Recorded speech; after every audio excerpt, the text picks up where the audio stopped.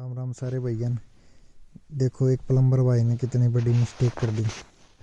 इसमें देखो brass elbow लगा दी, वो भी टेढ़ी। इसमें सिंक मिक्सर अडेप्टर लगा देता तो सीधे पॉइंट बन जाते। इसमें सिंक मिक्सर नहीं लग सकता अब। और राइट साइड में हॉट वाटर का पॉइंट बना दिया, लेफ्ट साइड में कोल्ड वाटर का बना दिया। बहुत बड़ी गलती कर दी। ऐसी गलती ना करा करो। आप सिंक मिक्सर अडेप्टर आओ है उसका यूज करा करो भाइयों। वीडियो लाइक करो, शेयर करो।